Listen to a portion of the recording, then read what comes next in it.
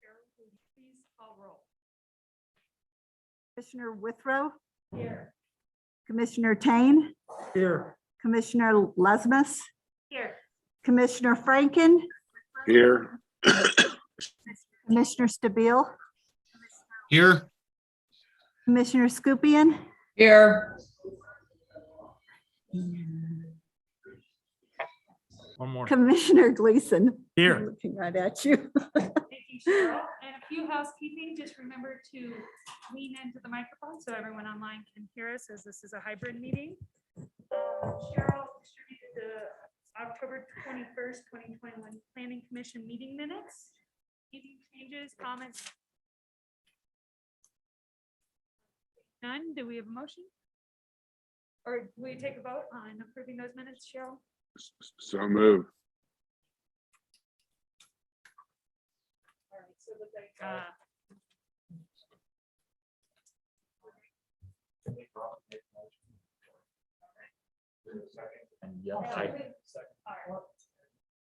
Ira seconds that. Cheryl, will you take a vote? Commissioner Withrow, Commissioner Tain, Yes. Commissioner Lesmes, Commissioner Franken, Yeah. Commissioner Stabile, Yes. Scupion, Yes. Commissioner Gleason. Yes. Thank you. Thank you, Cheryl. All right, at this time, we will open the floor up to public comment. If there are any members of the public that wish to make a comment on non-agenda items, now is your time. If you are online, please raise your hand. If you are in the room, please step up to the podium, state your name, address for the record. They sent this letter to I am seeing no public comment at this time, so we will close the public comment portion of this meeting. Feedback, is that someone online? All right, we will move on to agenda items. First agenda item is the adoption of Planning Commission Resolution. Cool.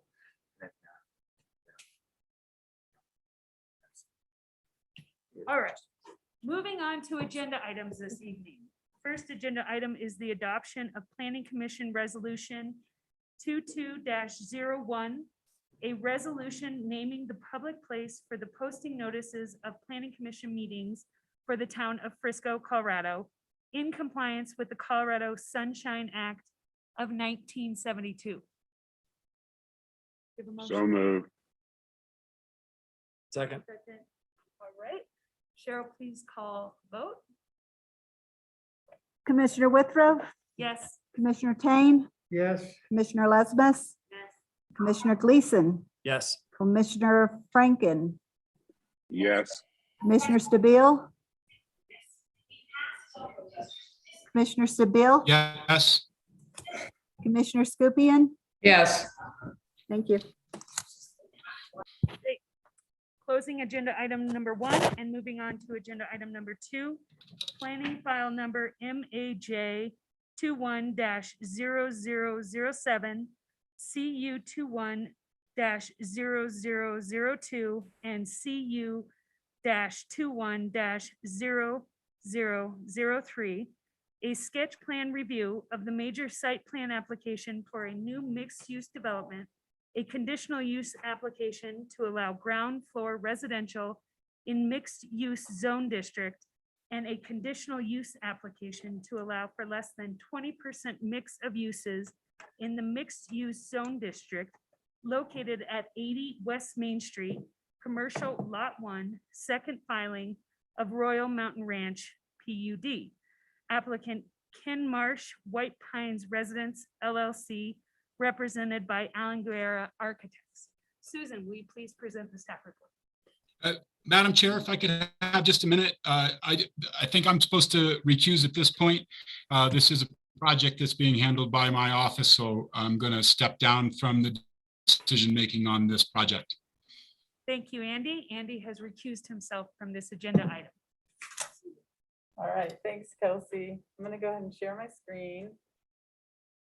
So you guys can see just a basic site plan of the project. As Kelsey mentioned, this is a major site plan application for proposed mixed-use development as well as 2 CUPs.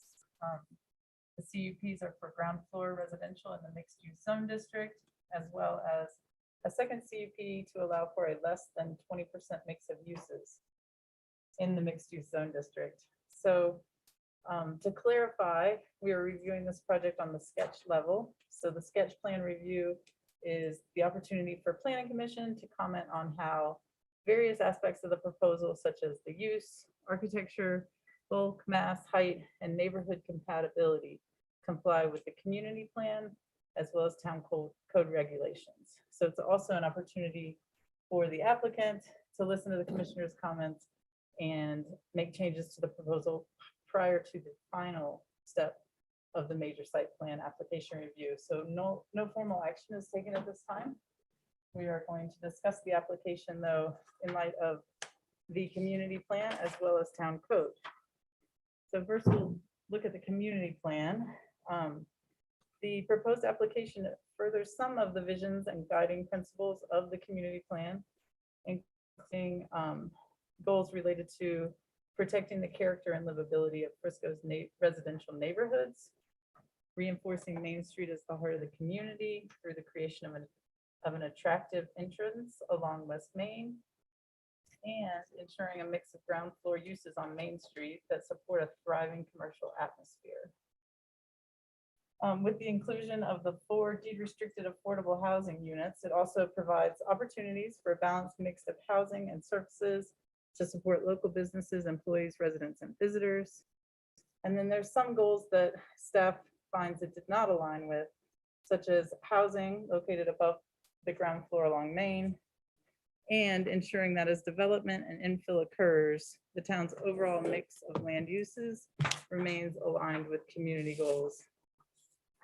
I'm going to pause here and just give a little bit of an overview of the project. It's an approximately 89,000 square foot mixed use development. 36 residential units are being proposed. 4 of those would be 2-bedroom deed restricted affordable housing units. And then 9,500 square feet of commercial space. Parking is proposed both on the surface as well as in an underground garage. So this property is a part of the Royal Mountain Ranch planned unit development. It is a commercial lot within that PUD, which states that the commercial property will be developed with the requirements of the mixed use zone district. The purpose of the mixed use zone district is to increase the efficiency of land use, the number of residents, and the diversity of commercial activities in those transition areas between the core commercial districts and residential districts, and to emphasize and encourage pedestrian and bicycle circulation. So we're going to review or just go over some highlights of the compliance with the mixed use zone district requirements. The first one being density. The allowable density for the mixed use district is 14 dwelling units per acre. The lot size is 1.975 acres. Therefore, the allowable density is 28. The applicant is applying for the housing density bonus incentive per the town code with 8 bonus units, 4 units being designated as deed restricted affordable housing. So the applicant is seeking feedback from the planning commission on this incentive or the use of this incentive.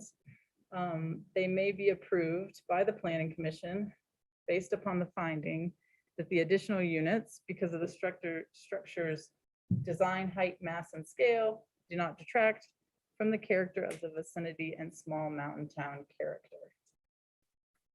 So there's quite a few things that we've listed in the staff report that we were hoping to get planning commission feedback on. They're summarized on the last page of the staff report, but I'm just going to kind of go through and highlight them for you guys.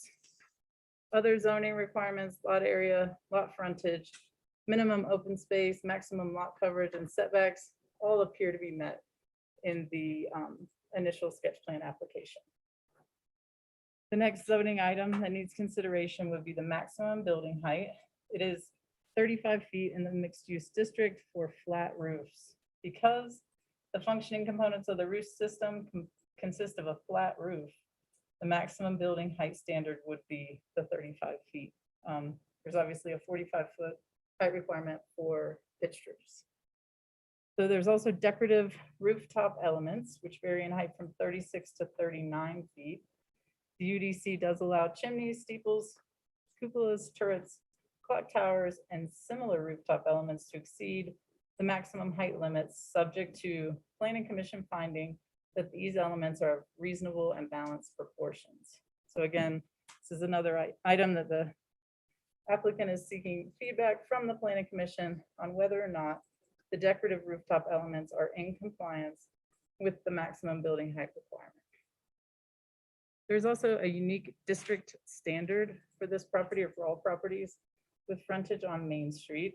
The standard states that parking should not be located along the part of the property abutting Main Street. So as you can see from the application materials, there is parking in front of the building. There's also a pretty significant landscape buffer with the bike path in it between Main Street and the parking, and the parking is sort of abutting the building. So the applicant is seeking feedback from the planning commission regarding compliance with parking abutting Main Street. I think we're halfway there, you guys.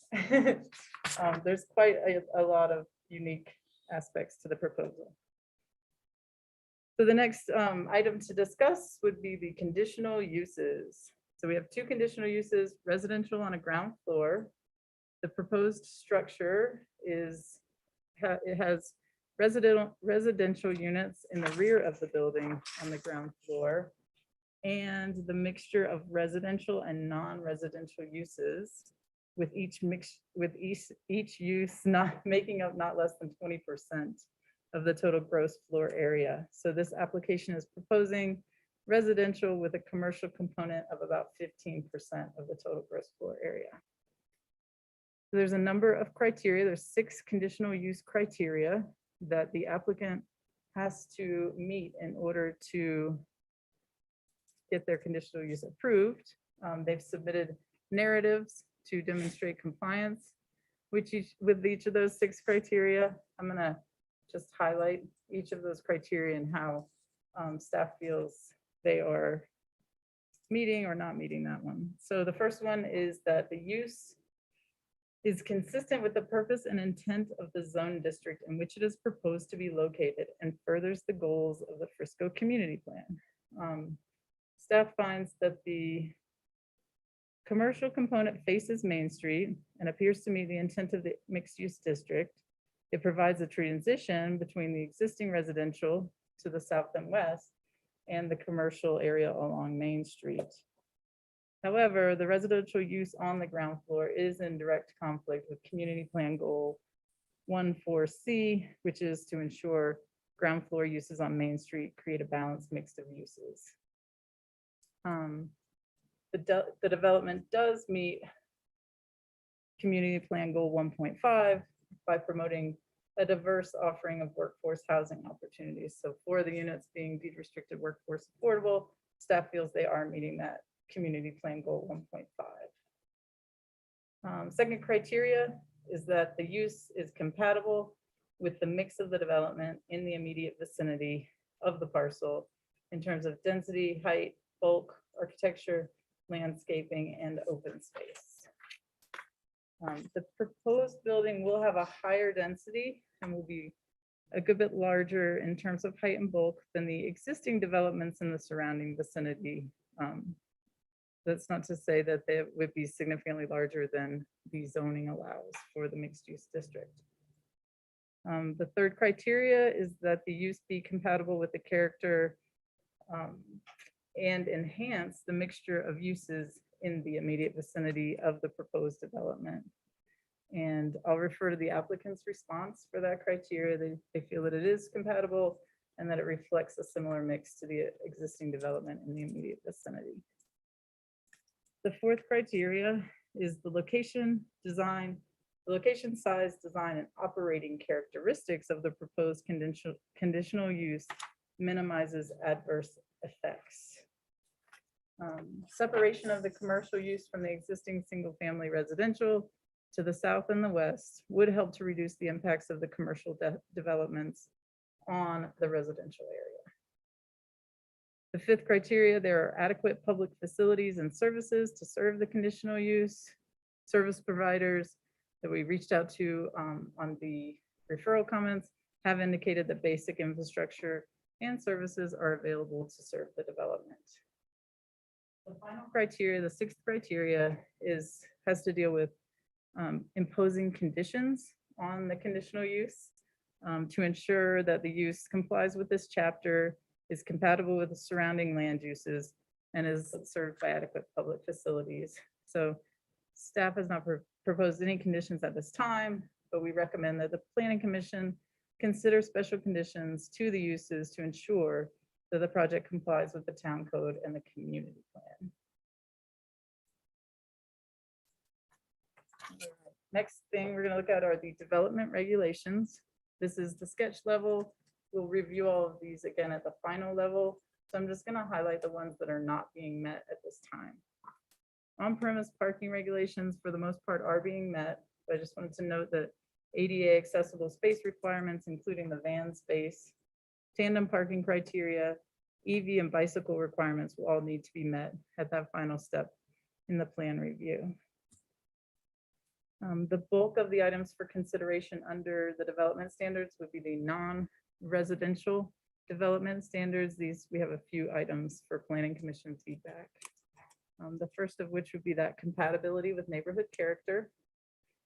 This is based on the consideration of scale, design, proportions, site planning, landscaping, materials, and colors, and compliance with the standards in comparison to nearby properties. So we're looking for the Planning Commission to provide feedback to the applicant on compatibility with neighborhood character requirements related to scale and design proportions in relation to nearby properties. And Susan, it might be worthwhile to skip to an elevation here just on the screen so the Planning Commission and public can see that.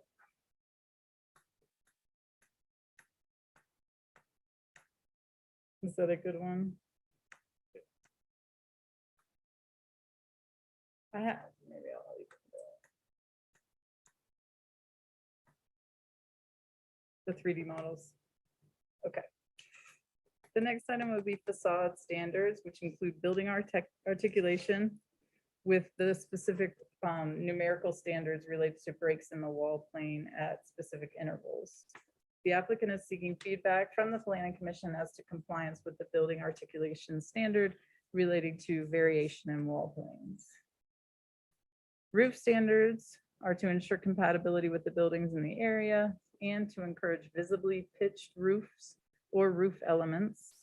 This standard requires that flat roofs be augmented with pitched roof elements that vary by a minimum of 2 feet in elevation. It also establishes minimum pitch for sloped roofs and requires dormers be used to break up the roof line and add interest. The dormer roof elements on the facade appear to meet the requirements of this section, but the sloped roof elements don't meet our minimum pitch requirements and are considered flat by definition of town code. So we're looking for the Planning Commission to provide feedback to the applicant on the roof design and compliance with the roof standards.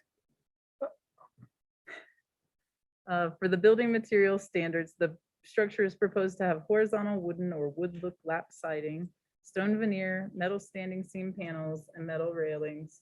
Metal and steel are permitted as long as combined with acceptable materials and of a matte finish. So we're also seeking Planning Commission feedback on building materials and the metal finishes.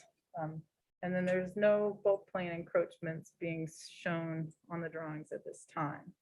So I think I'm gonna end it there. You guys have that long list of 9 different subjects or topics that we would appreciate Planning Commission's feedback to the applicant on. I will stop there for now. I'm happy to answer questions. Thank you, Susan. Questions for staff? Let's hold our comments till the end. We have plenty of time to comment. We'll get through all the questions. I'm going to start online. Donna, any questions for staff? Yeah. So Susan, so the 9457 square feet of commercial is 15% of the total square footage? Correct. Okay, and so the total length of the building is 320, and the closest thing that commercial building is Walmart, which is 350. So this is 30 feet shorter. It would be really helpful. Do we, if staff, maybe for the next go around, to find out lengths of a couple other buildings, like across the street from Town Hall, I think it's called Beaver something, where Beaver Plaza. So it's right across from Town Hall, and then where Robert lives next door to Town Hall, that's a pretty long building, but it does have the drive-through through there to sort of break it up and create an arch. That would be just sort of helpful to know the other largest buildings in the neighborhood so that we could address more correctly the compatibility with the neighborhood. But that's really the only questions that I have. So I think I'm good. To your question, but right next door, we have the Summit County Preschool. So if you're looking at the site with the Summit County Preschool in mind, you could imagine that it's about 3 Summit County preschools. Right. And- But again, existing buildings that are on Main Street, Sure. the largest ones, closest to this location Mhm. would be that Beaver Plaza, the couple around Town Hall. Okay. Thank you. Thank you, Donna. Robert, any questions for staff?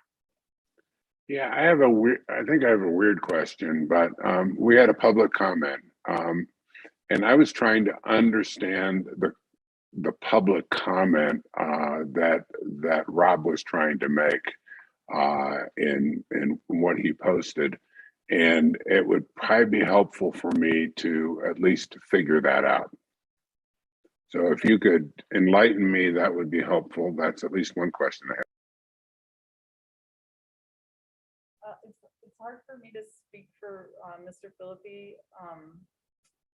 Other than the letter that he gave us directly, he unfortunately isn't here. I got the impression he was concerned about the possible congestion of on-street parking in the area. That would be my interpretation. Is he suggesting that he's going to ask to have more on-street parking on the south side of Main in front of this development? He has asked for more parking on the west end of Maine for many years now. He feels, I can only say from like our work on some of our community plan documents that he would really love to see the continuance of Main Street all the way to the interstate exit. So he has advocated long and hard for parking on both sides of West Main Street for years now. Would this project eliminate the ability to have parking on the west side of Main Street? No, this project doesn't, it doesn't propose any development in our right of way. We would still have the right to install parking in the town right away. Thank you. And I think that is all I have for staff. Thank you, Robert. Ira, questions for staff? Yeah, on the sloped roof, you said it didn't meet the pitch that is, so what is the pitch defined and what is the pitch shown? Town code defines a sloped roof as greater than 212 pitch. So the pitches they're shown are 212. Oh, so they're equal to what you're asking for? They're equal to, so we say they have to be greater than. Greater than. Oh, So okay. visually, I think it's subject to some interpretation. I was just trying to get that. And then just in general in the process, is this a first presentation or are there going to be multiple meetings on it? Sure. So this is the sketch level. review. So really, this is more of an opportunity for planning commission to review the application at kind of a high level and be able to make comments for the applicant to hear on the record so that they can take all of your feedback into consideration as they move forward to refine their drawings and submit for the final site plan application. And that's when you would actually vote on the site plan as well as the conditional uses. Patrick, questions for staff? Yeah, two. The first one is, I think, fairly simple. If you pull up a plan, could you please point out to me where the property line is? I saw the setback line. I just classes and everything else, but I didn't spot that immediately. Like to see, To be specific, the sight line or the property line from me. from me.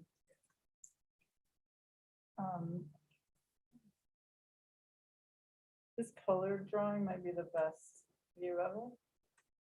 So the thick dashed line, So right, that is their property line. that is their property. Okay, and then the setback, as long as we're on the same drawing, was which color? I believe this is red line, And that's meeting requirements, right? sorry, No problem. PUD setback line. It is the skinny red line right here. All right, great. And it is, so the north and the east sides are the boundaries of the PUD, so the setbacks are governed by the PUD, whereas the west and the south are internal lot lines, and so those setbacks are governed by the mixed use zone district. So I'm gonna add a little follow-on question before I get to my other one. So everything that's above the bold dashed line that we said is their property line is town of Frisco. Yes, So AKA the green space between the road, curb, and their property line, that's town of Frisco. that is San Francisco, except for this other small, This little swatch there between their drive levels. correct. Cool. Thank you. And then my other question is really about town of Frisco development at large. There have been numerous meetings, conversations and workshops about what character everything that is west of the established Main Street corridor should take on. This is the biggest development that personally I've had a party to be involved in on Main Street for sure. And I'm curious what the strategy is, or has there been continued strategy about this whole end of Main Street at large and how this may play into it? Beyond the community plan conversations that you're involved in, we have not relooked at what specifically is happening along West Main. You know, we have that guiding principle in our community plan that talks about Main Street from the mountains to the marina and sort of continuing the development along West Main to contribute to sort of that commercial vibrancy of East Main, but no additional planning efforts have gone into West Main. Thank you. Thank you, Patrick. Nina, questions for staff? So you said the flat portion of the roof is 36 feet. So it's already above the height limit? The eastern side of the flat roof parapet is at 36 feet. Elevation, you might be able to point that out again, but it's because of this.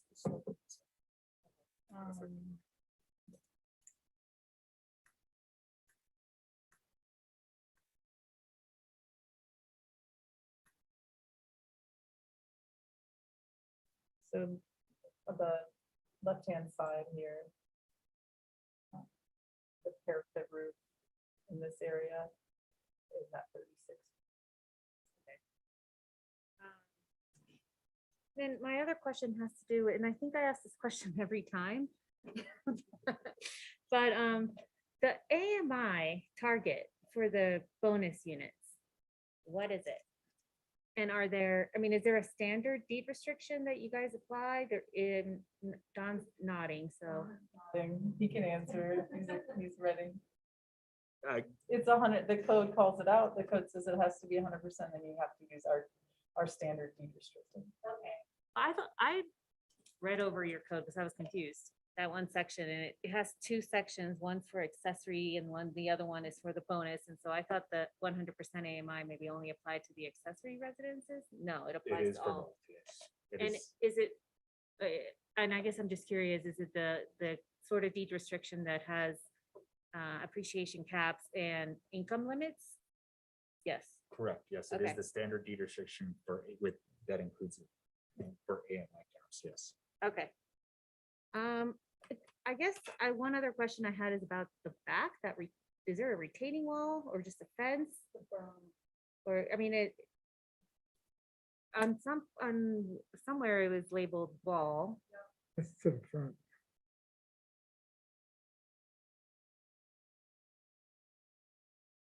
Yeah, what goes on back there? And this might be a question better asked of the applicant. Okay. But Yeah. does say a boulder retaining wall. Well, I guess my other question is, somewhere in your staff report, it was talk about how they need to negotiate with the HOA about that open space easement thing. So I guess my question is, are they complying or are they encroaching into the open space easement in the rear? Are proposing, they would be required to come forward with a PUD amendment and replat, the final step of the process. They went down the road of the replat about a year ago. And so we feel like we can kind of hold on that portion while the applicant gets a read from us on all the other issues. Does that make sense? So, yeah. And there's So- also utility easement that would have to be relocated. And I think we'd want to have both of those done concurrently with the major site. plan review. So it kind of looks like most of that open space easement is being adhered to. Correct. There maybe is like a little encroachment somewhere or something Not proposing any net loss of square footage. shifting around. It would be, yeah, I believe it's, and I'll let the applicant speak to that. Thank you. Thank you. I just have, So sometimes it's more cut and dry to see like the staff's opinion. And I know that you're not making any formal recommendations and we're at sketch plan, but it kind of seems like there's a lot that's not being adhered to. And would you have to recommend denial, I guess, if this was at the final stage? It's a fair question because we're not holding them to that standard at this time. You know, we asked them to submit sketch level materials. And so they're not going to be 100% compliant. If it was the final phase, I would have sent all of these responses back to the applicant, said, you know, I think I was the one who brought to their attention the 36 feet. A lot of times applicants just won't understand how we calculate the building height. And of course, they'll go back and say, yeah, I can tweak that to save the foot or not, and ask for some kind of adjustment. But in this case, we didn't really give him that opportunity. He was asking for a hearing so that he could get your feedback. So I don't know if it would be fair to say that. Or just working through the details? If we were gonna get there after you get our feedback. Yeah, some of these specifically require planning commission approval or a planning commission finding, like the things about bulk, mass and scale, neighborhood compatibility.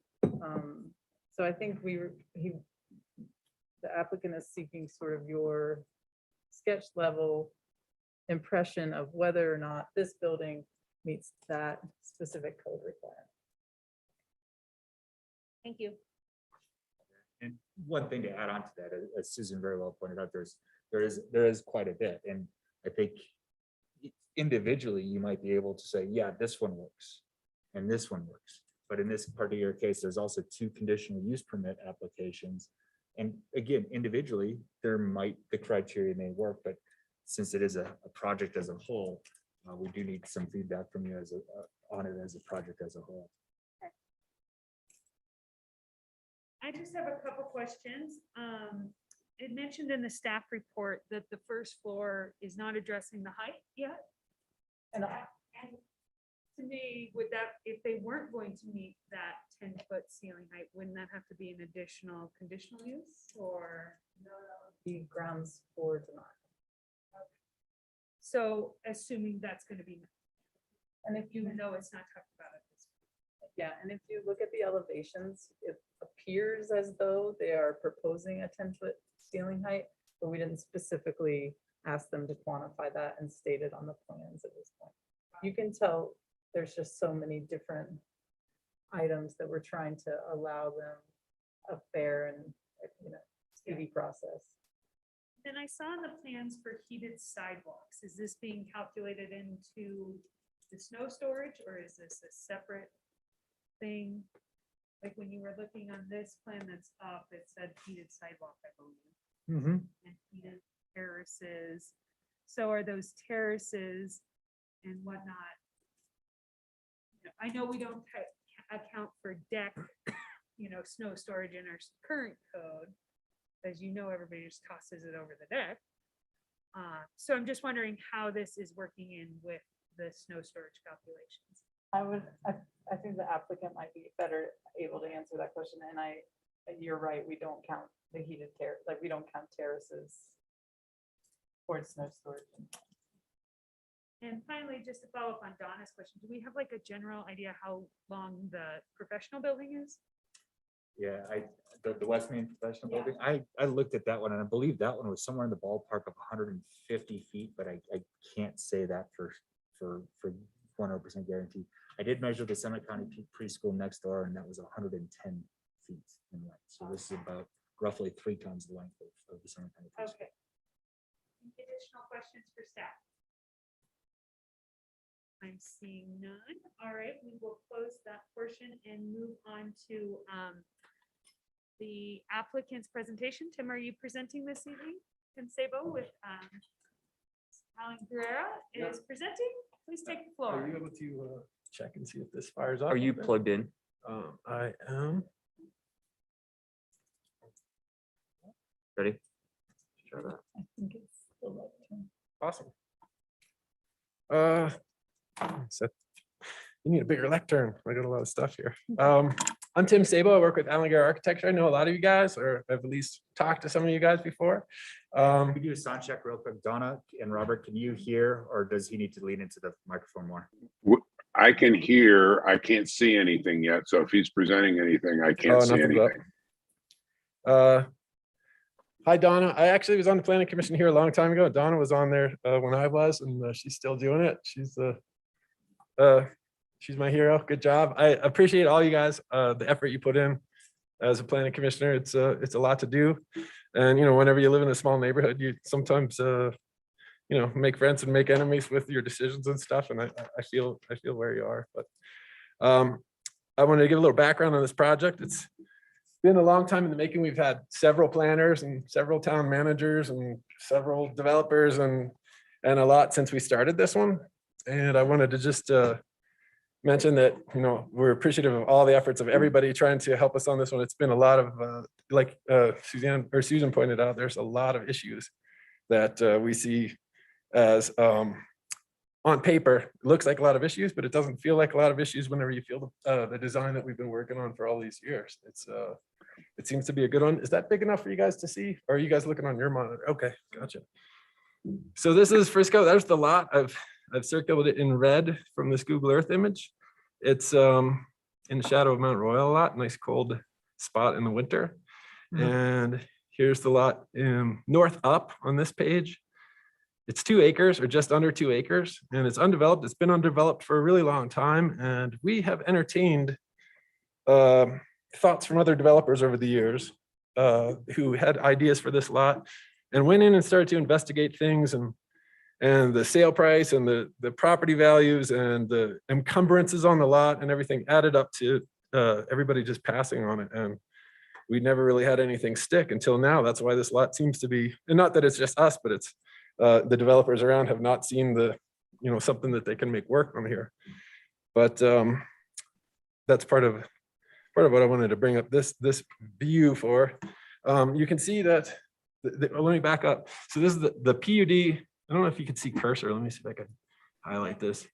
So there's the little hand. This PUD is kind of encompasses, here's the preschool. And then the PUD is these homes here, and then this particular lot. And this lot was designated as the commercial lot. That's what it says on the PUD. lot 1, the commercial lot. And so the rest of it is all dedicated to single family housing. And throughout the years, it felt like the PUD had been modified a few times to maybe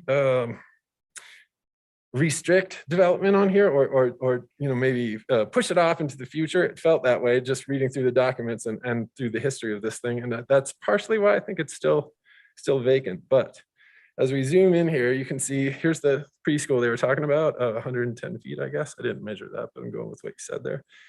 You can see the preschool here, and you can see this road. Let me back up one more time. This road that is a kind of a frontage road, part of the PUD, that runs along and then becomes a dirt road, and then it sort of fizzles out. But you can see on this parcel, that particular zone, this zone is all, I guess, easements for utilities. There's a couple high pressure gas lines. There's the sewer line for the town, a water line, lots of other stuff in there. So basically the first 65 feet, and I'm just going to paraphrase if these numbers are different in here, it's just because I don't remember them exactly anymore, but there's about 65 feet of setback from the property line here.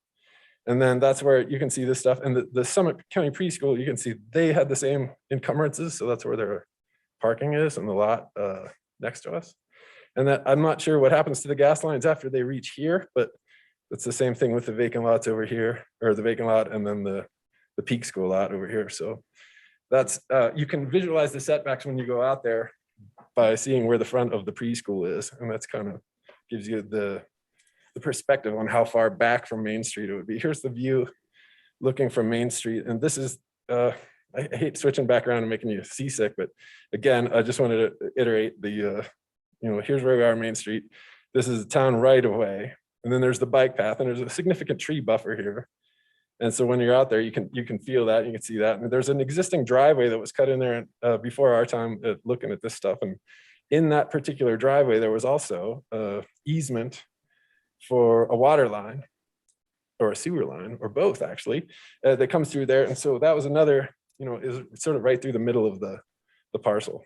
And so whenever we started looking at other developments with other developers, and they thought, well, we're, what are we going to do with this? It's all cut up. We can't really do anything. So that's when we started to discuss with the PUD some ideas about changing that feed to the sewer line and the water line, and trying to configure this lot into something that's more usable.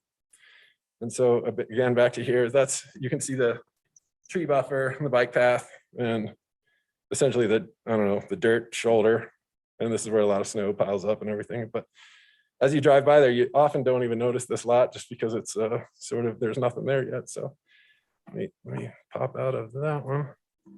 And I want to jump into the survey so you can see some numbers based on what I was just talking about, those setbacks. So this survey is just, there's no topography or anything like that shown. This shows the easements, and it shows the bike path and stuff. And so in these easements in the front, no building can occur. And so that's been one of the challenges that sort of made this lot unique. This is that other one that I was mentioning that runs through the middle of the lot. And it's, all this buildable area, but we're sort of separated by that. To the west, we've got the single family homes, and to the south, we have the single family homes. And this PUD created a commercial open space easement back in the day, because they called this lot 1 the commercial lot, and everybody else was like, well, we got to have an open space easement between our houses and this, whatever happens here in the future. So the Royal Mountain Ranch guys established this, and it was, you can see this dash line if I hover my cursor over it. The topography of this berm, essentially, if I pull up that other one again, you might be able to see the berm in the back here. This is a berm, and so the houses here are about 10 to 12 feet up from this kind of building site down here, and this is all a berm. And when they created the PUD, there was a lot of undulation to the face of that berm, but since then it's been regraded somehow, and we don't know when that happened or whatever. But this particular line was jogging along the bottom of the base of the berm, and the topography stepped up from there.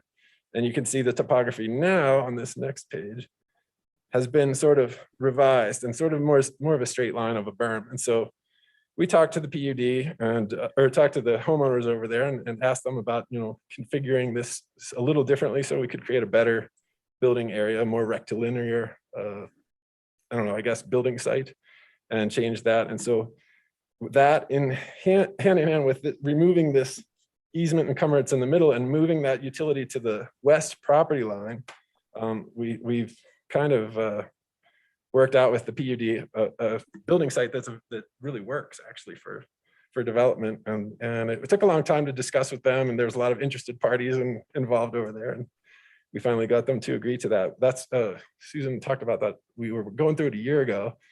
We went through the town process and they said, well, you got to get the HOA to sign off, and then getting all those homeowners together. It took a long time, but we finally got them together and they understood, and we made it make sense for them. And here we are with this. So that's the background of this site. And we've been working on this for, I don't know, several years, at least on this particular iteration.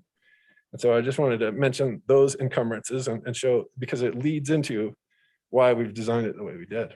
And so I thought I would just pull up some pictures because we've got, you've seen the packet and you've seen all that other stuff. I just wanted to kind of bring up this just to refresh you guys again. And here's what our goal is: to create something beautiful and something nice in it that works for the town of Frisco and meets the code and meets the intent of what the PUD was set aside for, set up for. They wanted to have a transition in this zone between Main Street and their single family houses. And we took that literally in that throughout the discussions, we thought, having, if you had a big, right behind your house, suddenly somebody puts in a big building and there's ventilators and the people sitting at cafe chairs and stuff, which essentially is your backyard. We felt their pain. We were kind of like this, it doesn't make sense for us to shove commercial right up against these existing homeowners who've been here so long, especially when they've written into their PUD that, this should serve as a transition. So that's kind of was, immediately one of the thoughts that we had to guide the design. And that's one of the conditional uses that we've been talking about is the ground floor commercial. We didn't want to have, or they especially didn't want to have commercial back there. Whenever we signed up with the developer, we said, I believe firmly in the mixed use district around here. I always write letters when people are trying to defy it. I'm 100% behind this mixed use and the need for commercial in our town.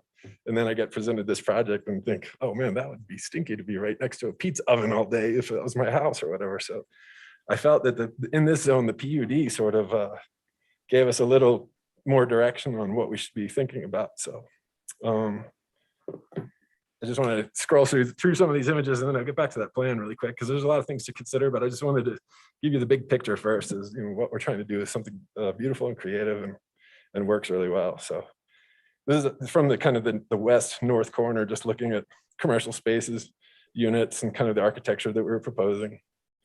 This is the garage element that allows us to get parking garage underground and get all the cars off the main street and limit the amount of plowing and things like that for a parking facility. Let me back up here. And here's one that kind of shows the full mass of it without the tree buffer. So if you were standing there and there's no tree buffer, which is on town land, we'd never want to get rid of that. This would be, you guys are talking about, this is a big building. It is a big building. It's a big lot and it's a, big development, especially for a town that's, mostly little lots and little developments. So this thing does come off pretty large, but I just wanted to show you how we've cut it up and get some mental pictures so that you know what it looks like when we go back to the plans here really quick. This is that facade that this parapet wall is 3 feet above the roof, which is actually lower than that. And we inadvertently had it up beyond 35 feet. So we can cut that down. It's part of the undulation of the roof lines and things like that. So we weren't really, it didn't really trigger us that, oh, we're over the 35 feet. It was more of an architectural element, not necessarily the roof. Because as I said, the flat roof is down below there. So I just wanted to, speak in general terms about that stuff really quick and then jump into, let me hit this one too. This is a quick one that, yeah, if I pull it up here. This is a design model. It's not all rendered up with the right materials, but again, here's that roof I was just talking about. The roof is down lower. That parapet wall sticks up a foot too high to meet the restrictions, but all of these roofs on here, as you can see, are decorative elements, as Susan mentioned. And so if I was to click into this view here, I'll show this is the overall height allowed and the bulk plane. Because we've got such big setbacks on this one, we're nowhere near where the bulk plane angles are. We're kind of close on this end, but this is the stuff that protrudes above what would be allowed. And so I just wanted to show that. So that's one of the things we need to consider and get your feedback on. again, this, I just want to give you the background of the whole project first, and then go into these specific things. But what we really want to get input on, it's kind of the whole genesis of the whole project, is that ground floor commercial and the ratio, the mixed use ratio. And the reasons for both of them were, kind of driven by that PUD, being good neighbors, fitting into the neighborhood, again, with the neighborhood, including this stuff, preschool, single family, multifamily, single family on this side, that's all part of the same PUD. Residential across the street. If I zoom out one more, you can see the greater vicinity. We got the post office, and then some commercial down here. And we think as far as our mixed use ratio, we're kind of right in there with what's going on. Oh, there's the professional building. I keep wanting to zoom in, but this is a PDF. Professional building there. So as far as our uses, we think we've got a pretty good compatible mix. We've got neighbors who really prefer no commercial, and they asked us, is there a way you can do that? And we explained clearly that we don't want to give up any of our mixed use area in town and have less commercial available than we actually need. Our town needs more commercial, I think. So I feel that this is a great mixed use ratio again. And then again, from this backside, this is the all residential, facing the residential around it and on the west side. And so to answer Lena's question, the parking garage structure is below all of this. It's a larger footprint than the building itself. And so those heated decks are actually heated rooftops of the space below. So it provides, a space. We need to heat those so they don't just build up snow. And it's the same on this side. This sidewalk is all part of the parking structure underneath. And so that's, it's heated because it's a roof, and it essentially does cut back on our snow melt or our snow stack area, because we won't have to, it'll be drained away, melted off and drained away as part of a building. All the rest of the building envelope essentially is just roof. So that's, roof load that'll melt off on the roof and drain away as well. And so the things that we're really looking for input on are those two conditional uses. The other thing is the parking against Main Street or abutting Main Street. And again, as we talked about, it never occurred to us that would be part of the code that we were interested in, because it doesn't necessarily abut Main Street in the way that we felt the code was written. If you're walking down the sidewalk and there are parked cars right there, would be one thing. And I think that's why the code was sort of implemented. This, to me, seems, our parking spots are 85 feet from Main Street, and there's a significant tree buffer. And then there's, the bike path, when we have more buffer on site than drive aisle, which is essentially serving just this project, but it's a kind of a frontage road, and then our parking. So we didn't really consider it that way. We talked to Bill G back in the day, and he kind of mentioned that makes sense. That's not really the intent of the code, is to keep you from having parking. And so that encumbered zone with all those utilities would be useless space if we didn't park there, or if we didn't do something with it or make it greenway or something like that. So we felt that was we actually didn't feel like that was an issue, but it was pointed out, and we understood it when we discussed it with Susan. So I wanted to get your input on that. Conditional use parking abutting Main Street. Along with the parking lines, we've got tandem parking proposed downstairs in the, below grade. There's 21 sets of 2 tandem spaces, which would lead to 42 spaces. And we imagine that those, let me go to the plan, that would help illustrate that. We felt that those would be assigned to the condominium units, so that, if you own unit 201 and it's a 2-bedroom unit, you've got a 2 tandem parking space, it wouldn't create a problem. That's part of the, you can't have your neighbor, hey, can you get out of my way? I need to pull out today. So where's the plan with that? It's here. So sorry for these to be in scale. It's chopped into 2 sections. This section is where the ramp comes down. This is where the tandem parking spaces start. And on one side of the garage, we've got tandem parking spaces and storage units for each unit. And then on the other side, we just have single parking spaces for the 1-bedrooms or just overflow. We figured those wouldn't be assigned, but there's also storage units down there. So we're still working through how to assign the storage units and the parking spaces. But We park 62 spaces below ground, and up on grade, that leaves us 26 more. So we have 88 spaces, and by the calculations that we went through, again, 2 planners ago with Bill, we needed 87, but it's still, the code hasn't changed, so we feel we're overparked. We have 88. A long time ago, when Nancy was town manager, she thought part of this building moving to this part of West Main Street, it would really vitalize West Main Street a lot to bring these commercial spaces down there, and that potentially these areas out here outside of the tree buffer would be great places to put more on-street parking to bring people to that neck of the woods, I guess. So scrolling through here, these commercial spaces are all set up to be, right now, they're flexible. We've got around 9,500 square feet of commercial space. These interior walls could move and create different size spaces depending on who would want to buy it or lease it or anything like that. But some of these spaces are pretty large, like this. The 9,500 square feet is a lot of commercial space for Main Street. It's great. I think I'm trying to think of a building that's about 2,400. A lot of the restaurants you go in, you may experience 2,000 square feet of it, and there'd be kitchen and other stuff behind there. So some of these would fit a lot of spaces that you could imagine would really bring vitality to the west end of Main Street. And then let's see what else we had. The building heights, again, that's another thing we would need planning commissioner approval on for these elements, again, that I said that stick up above the 35-foot height limit. We're calling those architectural elements because, as Susan pointed out, they're not functional roof, other than they're directing snow back onto the flat roof so that places below don't get dripped on or have snow falling from. So they function as roof, but they aren't the actual roof. So they appear to be architectural elements to us. This is, again, that bulk plane thing. So these are the things that stick up too high. We need your input and essentially a blessing on that stuff. What else? And I'm just, I'm here to gather input from you guys. So I'm just trying to point out the things again that Susan pointed out that we need input on. And so architectural compatibility. Go back to those other renderings. We're using, typical materials of Mountain Town.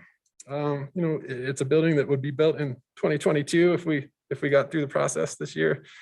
So it's got, the current trends in mountain modern architecture, but simple forms and mountain roof forms and a mix of different forms for the to direct snow, as I said, which is typical of the mountains. I don't know what happened here. There we go.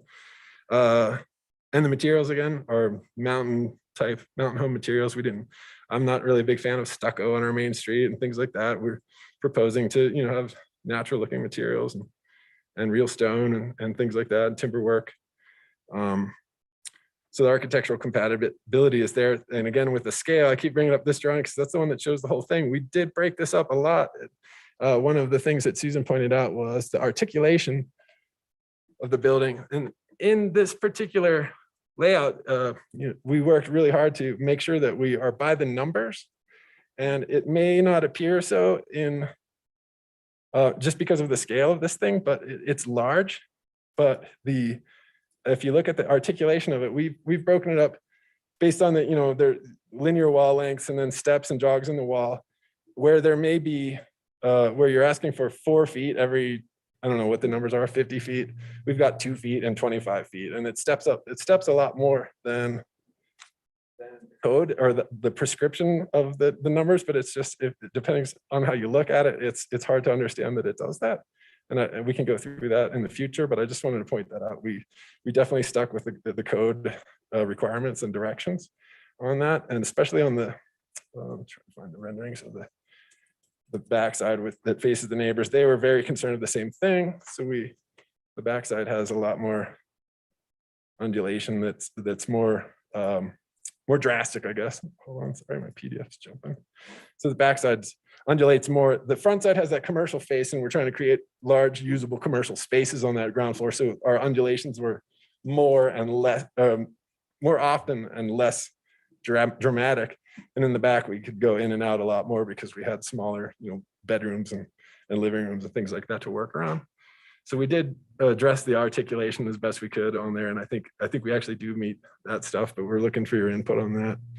The compatibility was the other thing. She asked about the materials, things like that. So I think that's pretty much, it gets you a good understanding of where we are with the project. I just want to see, what input you guys have. I've got guys hopefully on the Zoom here taking notes. So I'll be here to answer questions, and hopefully they're writing all this stuff down. So if you have questions or input, hopefully it's, heard throughout. And, thanks for listening. I appreciate the presentation. We will take commissioner questions at this time. Please hold your comments till the end. We'll have time to do that. Robert, any questions for Tim? Yes, I have a couple of them. I'm going to want to know how they're going to deal with one, the runoff from the roof, and especially with a flat roof and with the parapet sort of directing water back to the roof. And then more importantly, how they're going to deal with the water level in the garage area. I live in a building that has an underground garage, and I know the challenges of that. I know the mistakes that were probably made when this building was built and approved. So I'm going to want to hear a lot more about that. I have a little bit of confusion. These drawings are helpful, but in the presentation that we got, the elevations had different colors and kind of materials than the views from the street levels. And so I was more curious which is more real, and I'm hopeful that this is. I want to. Is there any of these units going to be made at least accessible ready, or not necessarily accessible ready, but able to be made accessible? Should somebody want to buy one of these units that is that? And the parking, will all the homeowner parking be underground? So those are my questions right now, and I'll probably just leave it for them to answer those. So jump in there. So your first question, did you say road or roof drainage? So roof and parapet drainage, Tim. Gotcha. So the roof drainage on this particular building is similar to, there's a lot of flat roof buildings around here. It's not similar to some of the ones you see with scuppers and downspouts with icicles hanging from. This one would have interior drains. Let me pull up that other view again so you can see how this roof works, such that all these pitches, it's not essentially flat. It looks flat to the naked eye, but it would slope per code 1/4 inch and a foot, and it slopes down to center drains, which are plumbed to underground, detention or retention, so that they percolate into the ground that way. It doesn't shed on the building or on the sidewalks or anything like that with a gabled roof or anything like that. So that's how we'd handle that. There are buildings around that do that. You may not consider, like Walmart or Safeway. All those buildings have ways of managing their roof drainage. The next one, you mentioned the ramp. Our civil engineer would be working on the ramp drain, or the ramp and the downstairs parking level drainage. That would go underground as well. All that would slope and then disappear, similar to the garage code that you have for a regular house. It has to slope to a door or drain. It's same for the garages in here. Yeah, and we often put in trench drains, Robert. So there may be trench drains, depends on what our civil engineer comes up with, but even outside the building before the ramp or at the bottom of the ramp. And they would be heated. I just know that in 101 East Main, there's a lot of water that comes in when the groundwater rises. And so the question is how are you going to deal with that in a better way than has been done? Your building. Sometime? Yeah. Yeah. Well, the great news is on the site, we've done some soils testing at different times of the year. It's very dry. So, which was kind of unbelievable to everyone. No one could believe that it was totally dry. So that's good news.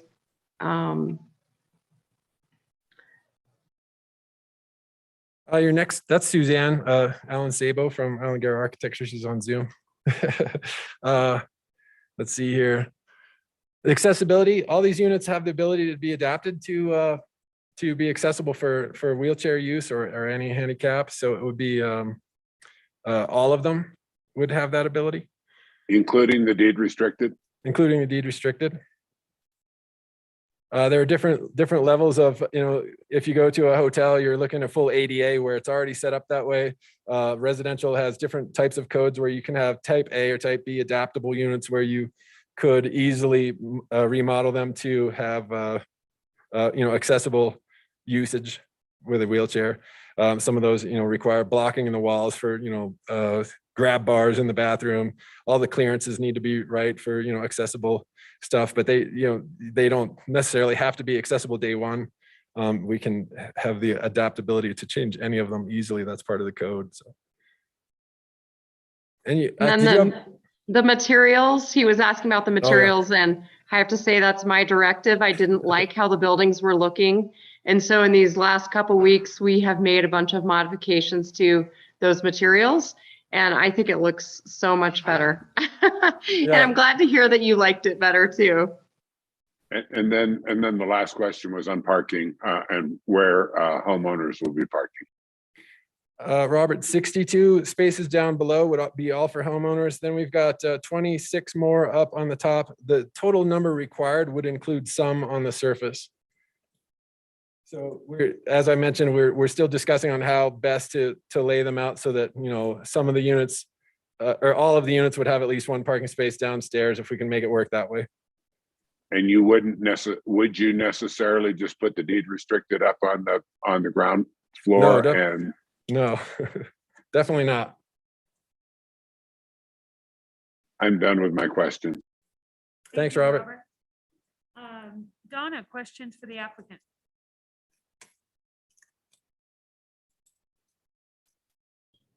Okay, can you hear me? Because I'm seeing something on, all I see on my screen is Robert. Not that you're, to look at. But okay, so I just have a couple questions. So of the continuing on parking, so of the 26 outdoor spaces, and if some of those are going to be for residential, then I'm really concerned about the number of spaces left for the commercial. What if you get two really cool restaurants in there and there's no place to park?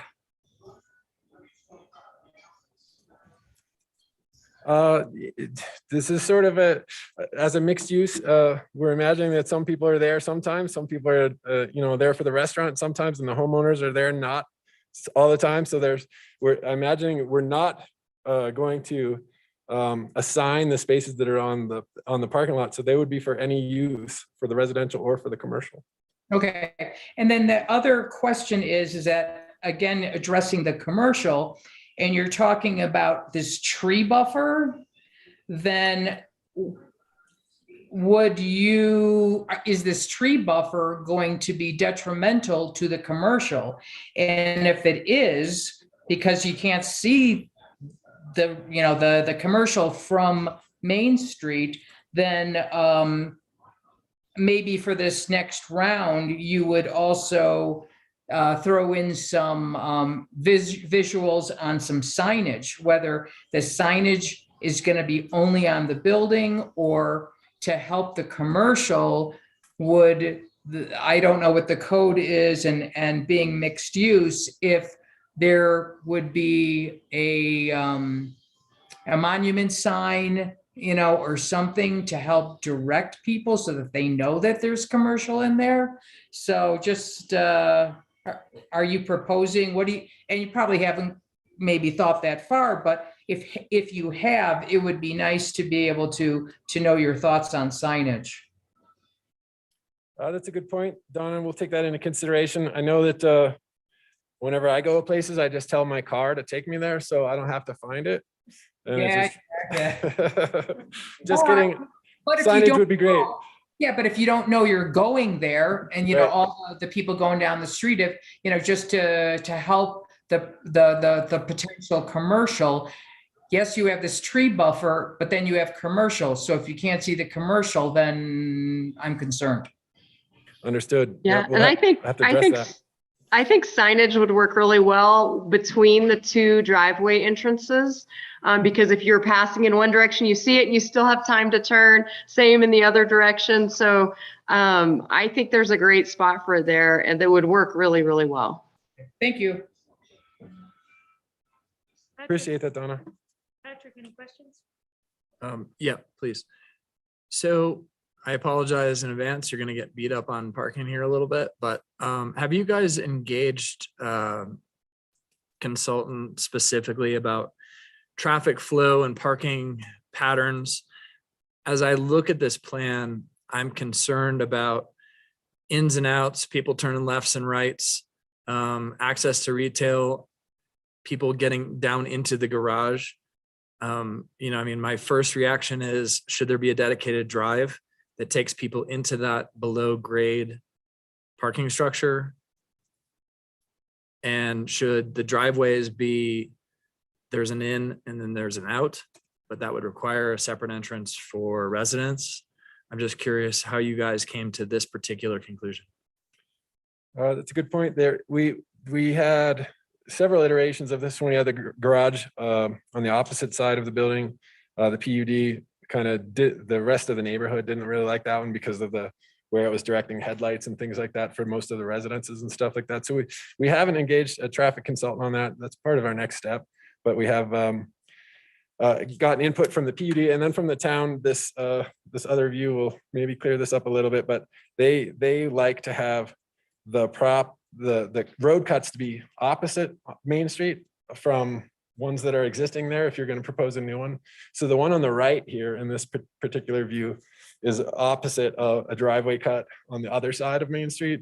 This other one is that existing driveway cut. So it was sort of that kind of dictated the site access, but the on-site circulation we sort of came up with as this whole project developed. And so there's, we've got our dumpster X on this right side that was on the left side in their proposed thing, and the PUD pushed that around. So we've been working with a lot of people on it, but not expert traffic consultants at this point. But I see what your point is, and we can take a look at that and elaborate.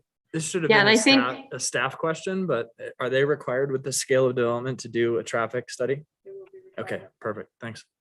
Sorry, go ahead. One other thing, I'm sorry, was just that we have that utility easement that has the gas line, high pressure gas line in it, and some other various utilities. And so that actually kind of helped or didn't help define where the access to the parking garage was. I hear you. I mean, it makes sense to me on one side or the other. I was just questioning the overall flow. So another question regarding traffic flow to consider.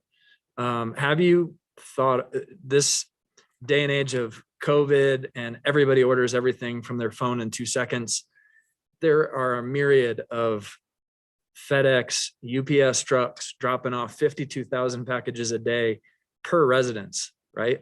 So you multiply that times the number of residences, add to that the businesses, and now we've got like commercial traffic flowing through your drive lanes and parking area. Is it conceivable to establish a pull-off area for trucks or something like that, a drive-by zone that might facilitate that without clogging up this flow? It is conceivable. You're right. It's good to consider that. We did have within the building a drop area for packages, so people didn't have to, go upstairs and get, security issues with UPS and things like that. And that's just right off the main lobby. But Sure, but you're the right trucks about aren't the going traffic. downstairs. Right, the trucks aren't going up there for sure. I'll hold my comments on materials and such. I think, let's see. Oh, visitor parking. So the parking solution below grade with the tandems and this number of units for me is a little challenging, but that's not necessarily our purview. How do we deal with visitor overflow? Running by the code and the numbers, and that gets us to the 88. Okay. That's all for me. Thanks. Thanks, Patrick. Whoever's responding in the, Don or whoever, would you please get closer to a mic? We can't hear any of the answers. Oh, I think that was probably Tim Sabo. Might have been me. Mask challenges. I know, we're supposed to get little pendants. Where are those? I knew you were gonna say. So, I don't know if it's in your purview or not, but currently on Main Street, there's no curb along the front of this property. Is that correct?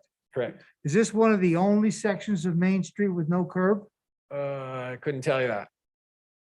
There's a few blocks of West Main. So it might be conceivable that the town would come in and put curbs in with this development?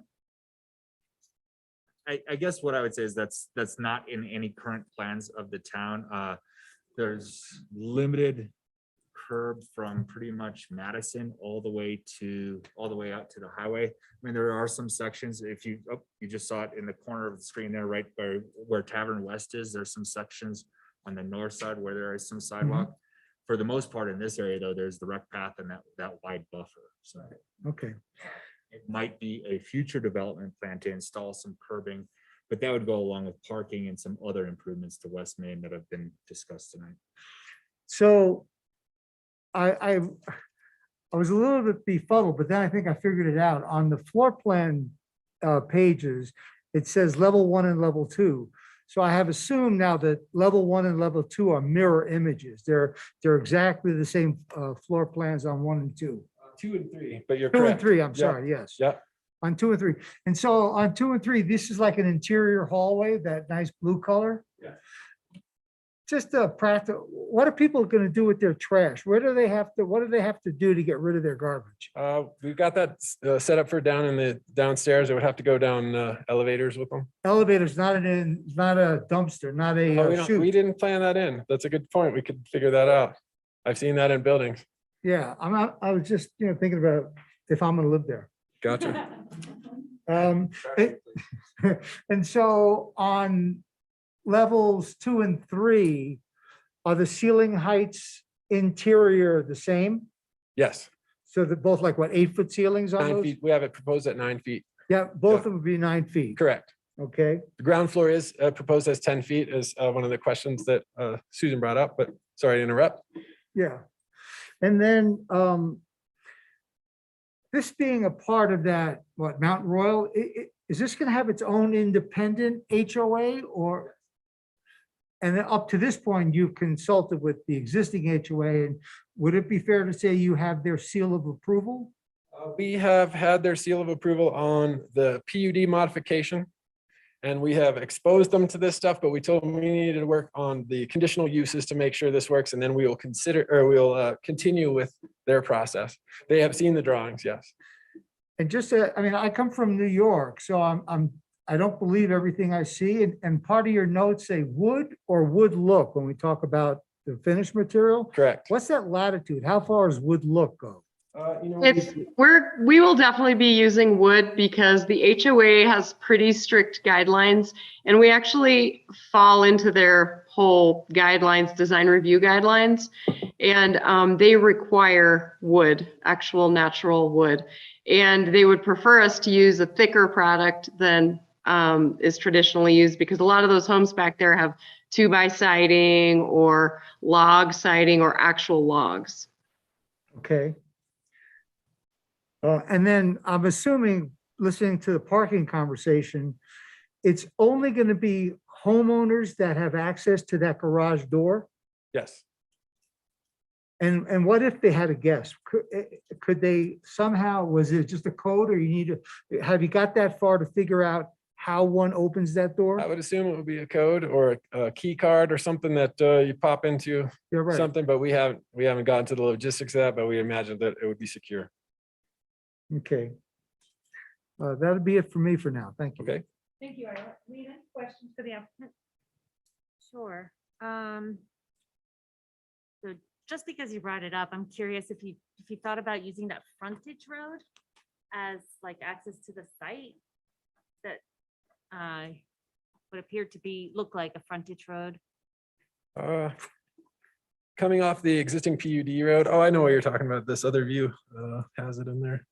So this, you know, it essentially in alignment. If you look at the site plan really quick here, this west end of this is the same thing, the frontage road. The PUD would like us to not do that, especially because I don't know if I don't have that in the survey. I guess I'm looking for that other survey. That aerial.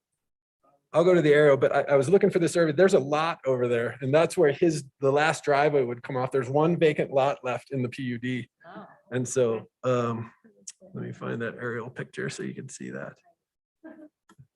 So this guy, this neighbor owns also this particular lot, and that driveway would come off there, and they, you know, the frontage road would be great to come off there. It would make sense, but I think they would hate it. okay, fair enough. Against it, we just started investigating just access on our own, so. Okay, and I apologize if somebody else asked this question. I had to step out for a second, but that, if you could go to the site plan, there's a Okay. walkway in the center that goes to Main Street, and I don't get it. Why? That concrete walkway that attaches to Main Street?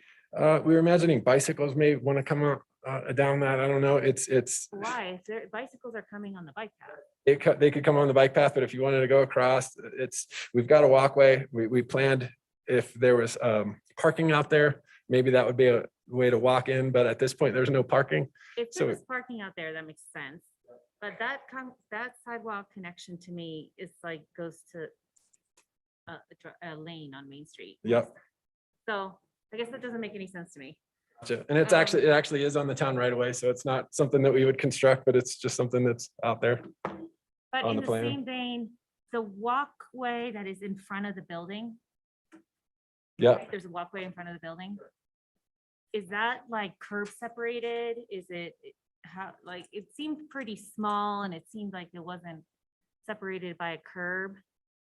Gotcha. It actually, from this view, it's hard to see. On this side, the building has stairs down from the parking level right here into this walkway area because the plenum, I guess, or the sidewalk of which is the ceiling of the parking garage is lower than the surface parking on this end. And then down on this end, it, starts to plane out with the parking area. So it is separated by a curb and a rail along here, and then Oh, okay, so it is separated by Yeah. a curb and you said a rail? yeah, a rail because it's several steps down from the parking area. Oh, okay, I didn't get that. And how wide is it? I believe it's 6 feet. Okay. I don't have the dimension on here, I guess. Let's see it. Um, Yeah. And that's just the walkway, and then there are insets for each of the storefronts. So it's wider than that down there. Tim, do you have an elevation view of that? Just Yeah. where it's elevated above the parking? Yeah, I did see that. See, like here, you don't see a railing. Right. Oh, The railing, let me show that model, show the railing. So, and the railing is not Okay, yeah, accurate. I see. The grading of this parking lot in this design model is not exact, so the railing goes the whole way, but you can see down in there, there's a lot of space as it's set back. This is the actual walkway is sort of the width of where these pillars are, but then there's inset for if you were to put out tables or something like that at that space. So there's more space than the 6 feet walkway. somewhere on one of these models, you showed like freestanding lights around the bike path. Is that what you're proposing? I don't believe so. That may be a trick of the renderer who got a little creative license there. We wouldn't want to put anything out, on town land, obviously. Okay. And I'm not seeing any freestanding lights. Oh, see, I see one there. Oh, there's Yeah. a few right there. On the parcel, we were, looking at some town lighting or some parking lighting that emulated the town light fixtures, things like that. But when you Not mentioned along out the at the bike street, path. I don't think we were putting anything out at the street. And then one last question, since I have your attention. So you're allowed to go up to 45 feet, right? 45 feet is the height limit?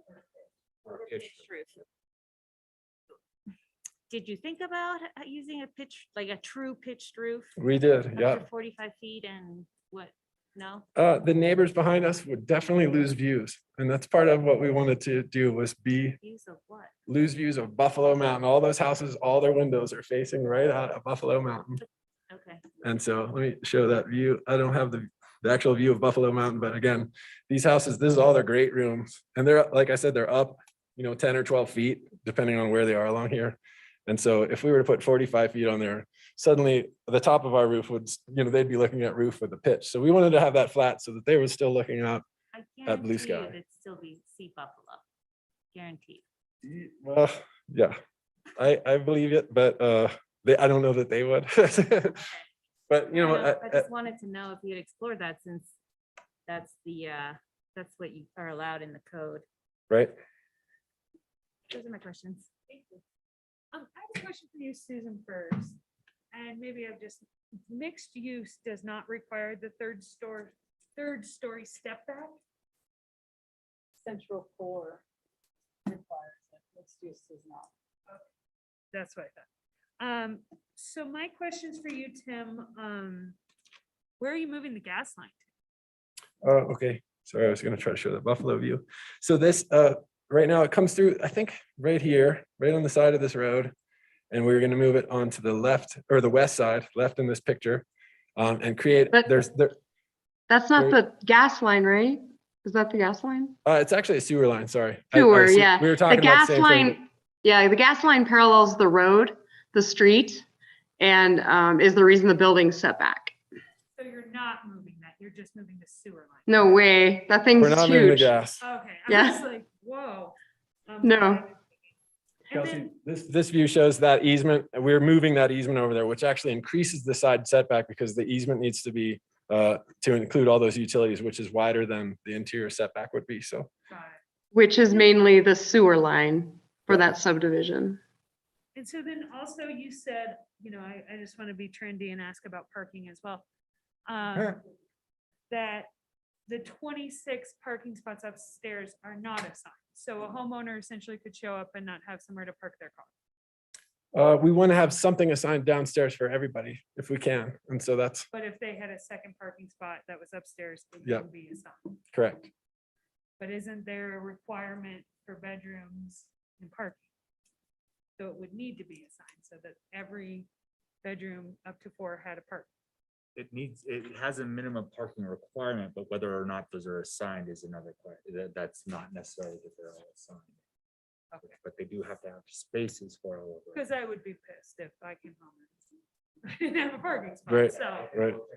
Look at that as this application evolves. I can elaborate that the tandem parking would be, it has a set of criteria that the planning commission will have to approve. That says they're meeting that tandem parking criteria.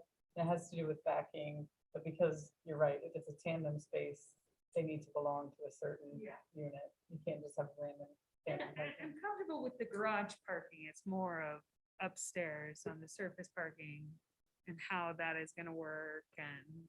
Unassigned spaces for the third and Yeah, fourth and how do you bedrooms. eliminate overnight parking from people that aren't residents or visitors or whatever it may be. I mean, that's your problem to solve, but Right. I was just curious that if that was meeting code. Those are my only questions. Are there any additional questions? Ira? I have one additional question. All right, I'm gonna have Ira ask his and then you next, Robert.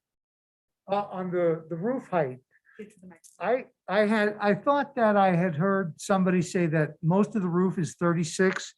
Can you go back to that nice penetration, that blue picture where the violations penetrate through the blanket? Yeah. So everything that's not through the blanket is 35, right? Not 36? Correct. Okay.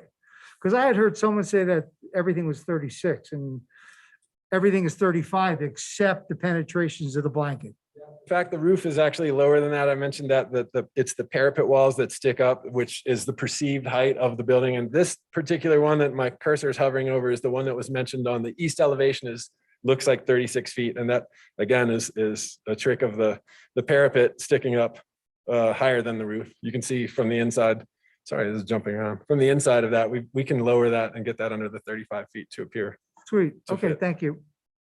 Robert? Yeah, have you given consideration to splitting the deed restricted units up so that they're not just straight across from each other and in the same place in the building everywhere? It just sort of feels like you're lumping all of the people who might not be as wealthy together. We hadn't thought of it that way, but we can definitely give consideration to that.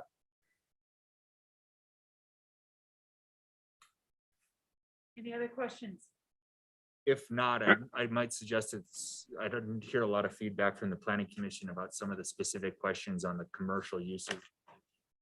Whether I'll go through that the general criteria, comments. or are you still setting up discussion? Okay, got it. Go ahead. And I'm gonna take a 5-minute recess so we all can stretch our legs, use the restroom, before we open the floor to public comment, if that is all right.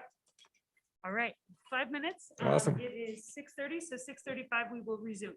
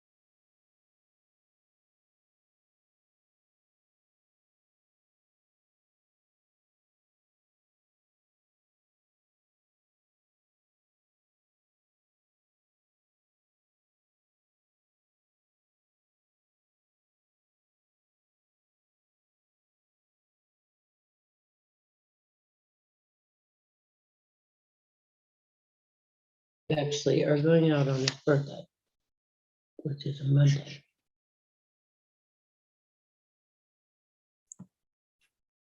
Robert, do you hear us? Thumbs up? All right, Donna, I would just wanted to respond to your question earlier about the lengths of the neighboring buildings. The West Main Professional Building, which is catty corner across the street, is approximately 125 linear feet on the front facade. Town Hall is about 125 feet. Beaver Plaza that you asked about specifically across the street is about 195 feet. And then 101 East Main is 150 feet, and that's just up to the break. Then it becomes 111 East Main. Okay, yeah, that helps put things in perspective. Thank you. You're welcome. Thank you, Susan. At this time, we will open the floor to public comment on this agenda item. If I'm seeing nobody from the public here in the chambers, if there is anybody online that wishes to make a public comment, now is your time. Please raise your hand or unmute yourself. Hi, my name is Ron. I'm a owner in the Royal Glen condominium complex that is Ron, next can you to state your full name and Ron- address for the record, please? sure Ron Wolf, and the property I own up there is 57 Mount Royal Drive. Great, thank you. Yeah, you bet. Just wondering, so we are behind the preschool, or I guess to the south of the preschool. And we're trying to figure out how close this new development is going to be to our buildings. Tim, would you like to speak to that? I have an image, but my screen's not shared. I don't know. Someone we could switch to, or? Give us a minute, Ron. We're just Yep. pulling up a rendering. No problem. Appreciate it. Let's see here.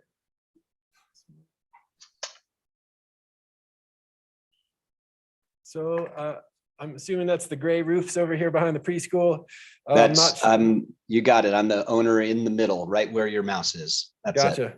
I'm not sure what your setback is over there, as far as direct, line to our building. But you can see that on this side, we've got a 30-foot setback. So the building is essentially maybe where the back corner is about where this hand is. So Okay. maybe that's 85 feet or so. And then the south facing line will just be horizontal to where you're, right there. Okay. Correct. Parallel to Main Street. Got it. This is gonna be open. Yeah.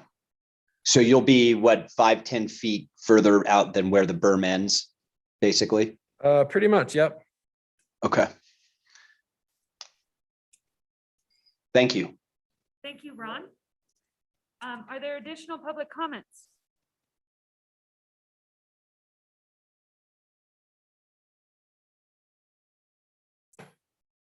Any, No, I think we're going to pass it. We might wait for the Yeah. next meeting. I think we're a little. I think we're a little farther ahead of schedule.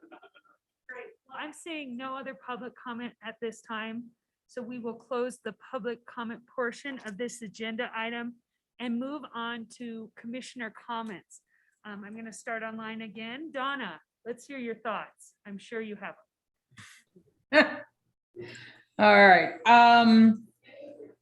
Well, you guys do a great job, so thank you for all the hard work that you've done.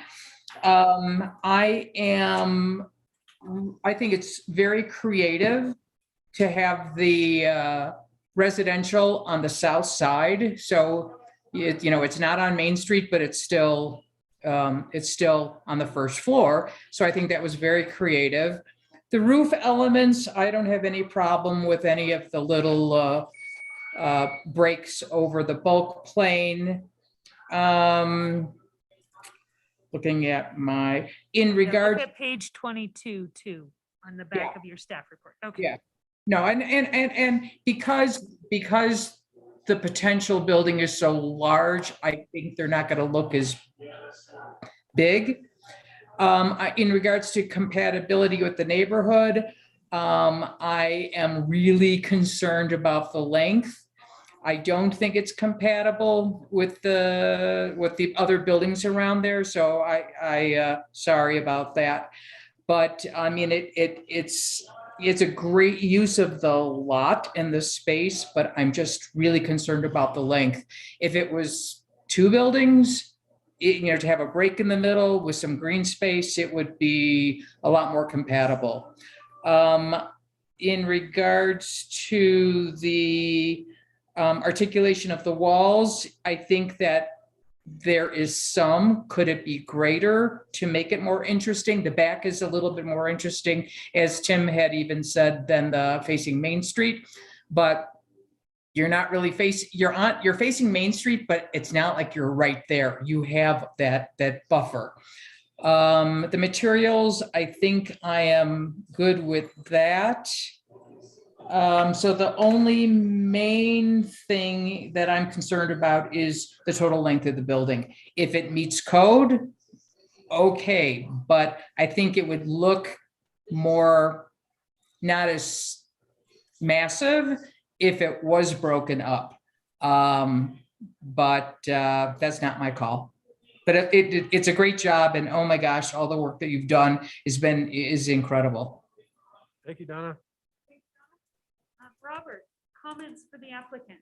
And keep in Yeah. mind, everyone, when you do your comments, to look at the back of the staff report and give your opinions on those and the two conditional uses. Yeah. I don't have as much problem with the length of the building as Donna does. I think it's well designed. I really like the new building materials and some of the things I saw.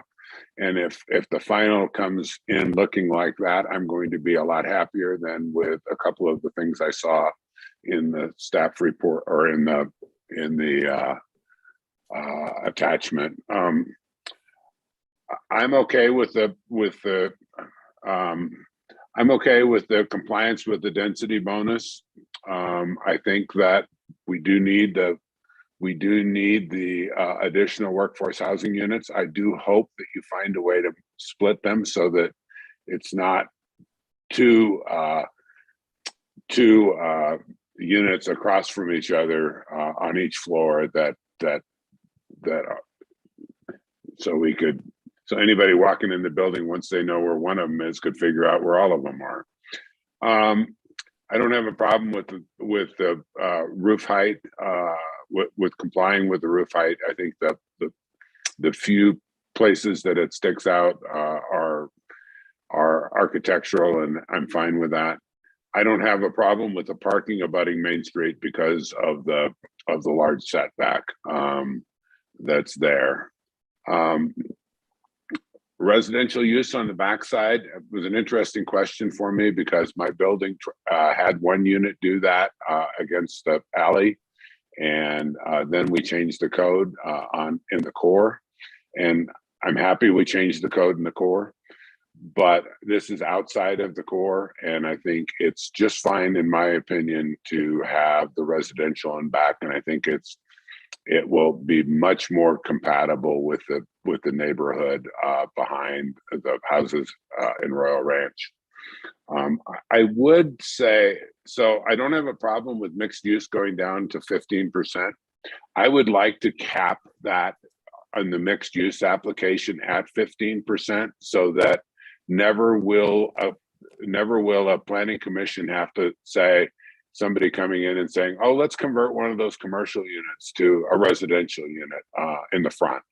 So I'd like it to be a condition of the reduction to 15%, to cap, to say it can't go below 15%.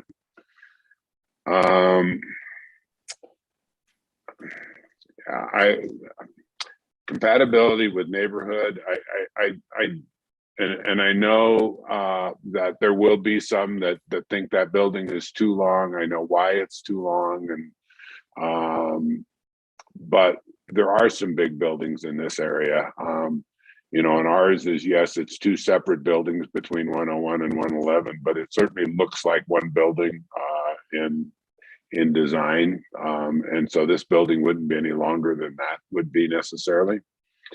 The building elements are fine. I'm okay with the articulation standards that I've seen so far. I'll look a lot more carefully when it comes to final.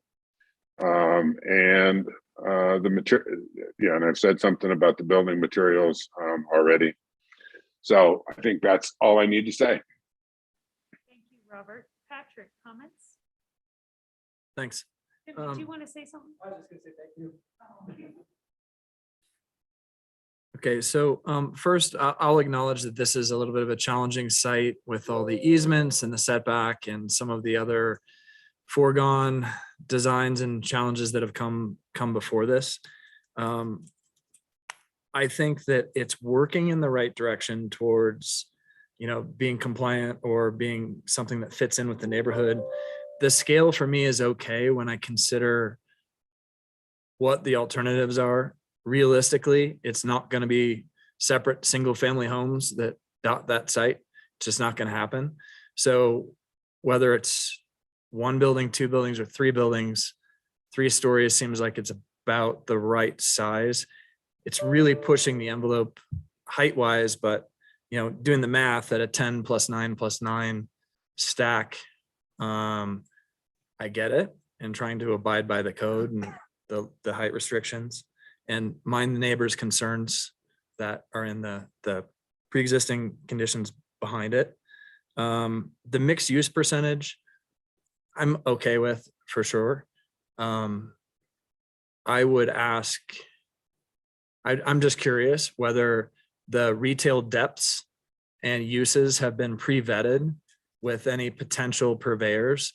It would be really unfortunate to say, put retail down there and then find out that nobody wants to lease it. And we have open and void storefronts. I can't think of much worse than that. I've kind of voiced my concerns about parking and flow. Some of that'll come through further study. So as far as the architecture is concerned, a few comments. First of all, you talked about the idea of it being a transitional project between commercial and I'm not sure what we're transitioning to. I feel like the design right now is neither commercial on the ground floor nor residential. It can't make up its mind.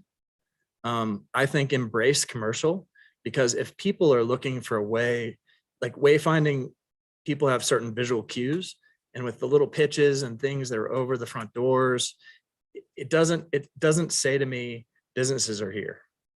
Signage might do that for you. People that are local are going to get it, but as we all know, the traffic here that we're trying to embrace is largely people that aren't here all the time. So I don't really have a problem with it being commercial in the front, residential in the back, at that lower level, so long as the architecture makes sense. Whether it's one building, 2 buildings, whatever, I think that the pitched roof bit to me looks a little applied. It looks like I had to do something to make it not look like a flat building that a developer might say just barely squeaks through their pro forma. I think that this is a marquee piece. It's the single biggest piece of real estate perhaps happening anytime soon. And it's a big piece of frontage. I still challenge the town of Frisco as to what the evolution of that whole end of Main Street is going to be, but this is a big piece of it. There was a couple of pre-existing conditions, but there's a lot of precedent that will come from this. And I think it's really important that this doesn't say cheap. And I'm not saying that. I'm saying that there's not quite enough information yet in terms of exactly how those materials resolve themselves, or some of the way things turn corners, details, etc. It's going to be really important to me personally that this building says quality. And something else I wish the town of Frisco would have embraced earlier. And I don't know if the ship sailed, but a project of this magnitude, I'm kind of used to there being some sort of a give back to the community. There's a bunch of space between this building and Main Street. There's a lot of what ifs and what could be's about what Main Street that way becomes. I think that there's a ton of opportunity to put a cool folly or something really interesting that is a public amenity that says, hey, I built this cool, huge, big thing, but here's something for people on the sidewalk, even though the plan shows no sidewalk. I think that this project has the opportunity to do a bunch of things and really looking at it more than the cost of a unit or the renters or, whatever it is, and how it fits into our community is an important thing. That's it for me. Thanks. Thank you, Patrick. Ira, comments? Yeah, I would start off, it's it's a very nice package of material that you gave us to look at and digest. And I think for the scope of the job and the size of the project, you filled in a lot of blanks that I might have had otherwise. The materials, I think, because you showed different iterations of the materials. I think it was the one, every time she speaks, it sounds like God. I don't know. I think, this unembodied voice comes from up here. But so I think it was in my view, the nicest material. It seems to be your final iteration. And if I'm not mistaken, that's where you had horizontal standing seam steel siding. Is that correct? It was a steel panelized system, yeah. I think I've seen that now on the project going up at 4th and Granite. It looks quite nice. I think it's the same, or some picture it was the same. So I like your materials. I think you've articulated. It's so articulated that it almost seems repetitive, but that's what happens when you meet the code in that context. As far as the length of the building, it's a little bit of a mental challenge for me. But on the other hand, I don't think that other projects were given a lot similar to your dimensions. So I think given that it was platted like that X many years ago, I think you're making the best of what you have. And I think, and Don is here to correct me, but I don't see any code violation by the length of the building. Right. So the roof height, as far as I'm concerned, it's fine. The residential in the back, I think, is a very handy solution that would have been otherwise a confrontational feature of the building. So that's on the residential people behind you. And then it's also a nice accommodation for the people that want to be in a commercial space. I don't know anybody who would want to have a commercial space on the backside. I mean, I don't know how you can do any business. And in light of, I know we can talk about supply chain, but more than that, employee chain, I hope that these spaces can find employees, which has got nothing to do with this meeting, but just the state of the world. Other than that, I mean, from what I hear from Susan and what I've read otherwise, the town has a vision of kind of moving a little connectivity between the core commercial and as you move westward. So I think that this is a really nice bridge that gets that going in that way. And if they can fill the commercial space, I'm a firm believer that if you have a good business, people will find you. I mean, I have seen restaurants go out of business in great spaces to be replaced by a great restaurant in a crummy space you can't get in. So to me, it's the building, all you're providing is an opportunity. Hopefully it gets filled with successful business people. And that's pretty much my comments. Good job. Thank you for sharing that. Kelsey, can I speak to that business thing just a sec? So we own a business or a building on the other end of Main Street. We've got 3 businesses in there right now. One's moving out. One of them is Podium Sports. They've got another space. We've had lots of inquiries for people to fill that space. Part of the beauty of this project is these would be for sale commercial spaces, which doesn't exist in Frisco. A lot of business owners would love to have a building where they can locate their business and have their business help them establish, real estate investment, and build a building, build in their own space. And so that would be part of, what's featured in here. You could buy a space, put your business in there, have your business pay for its own, not paying lease, actually paying for its own space. So I think that'd be really attractive. I think that'll help attract people to that part of Main Street. Obviously, it's not right for that section of Main Street. It's not right for every type of business. So we'd be looking for, people that would be the right business, I guess. But you're right. I wouldn't want to see it empty either. And that's, we went through eras of that around here. And if you look around right now, most, if not all, everything's full. So I think we're in a good section of the economy for this. So thank you, Eric. Lena? Well, thank you, you guys. I respect your architecture firm. I know you do good work. I'm sure this is, giving you some gray hairs. This seems like a really hard project, but for me, so if I'm going to comment on these things, in terms of the bonus units, fully in support. I love that density bonus program, and I'm glad you're responding to it and using it. In terms of the parking along Main Street, no issue there either. I see a lot of separation. It's essentially what the preschool has going on. So I don't have an issue with that. Nor do I have an issue with the question about building envelopes or materials and siding. But I do think that the building is massive.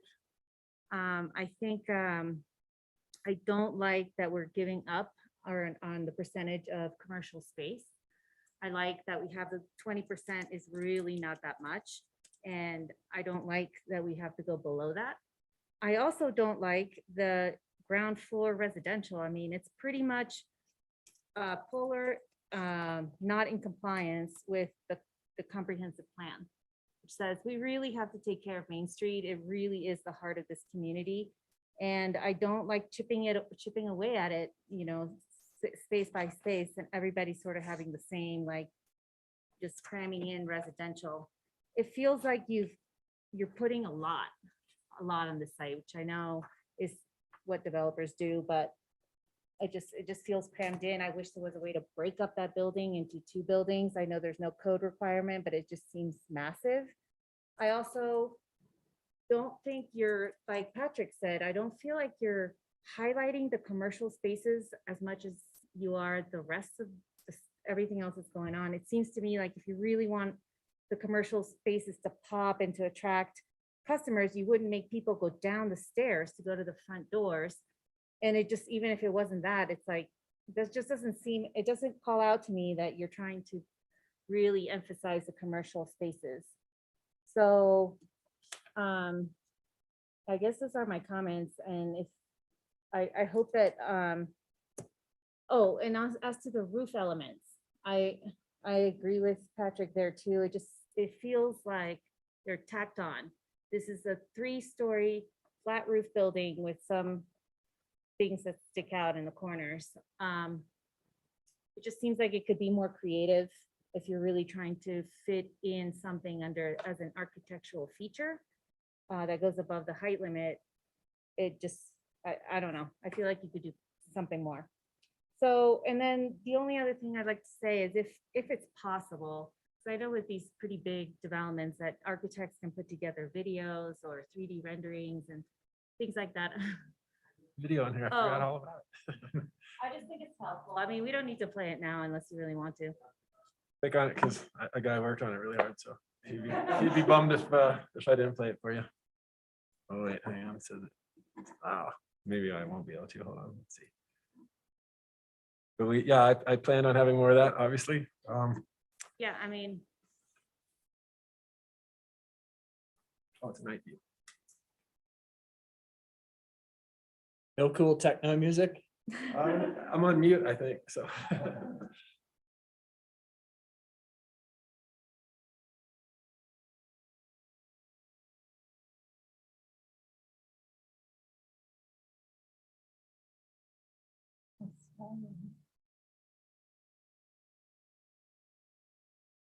Nobody's home, it looks like. On their decks. Oh, yeah, they are on the decks.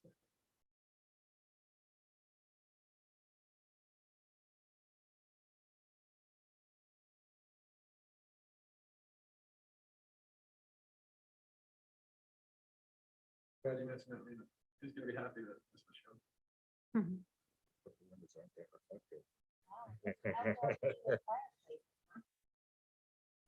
See-through fireplaces.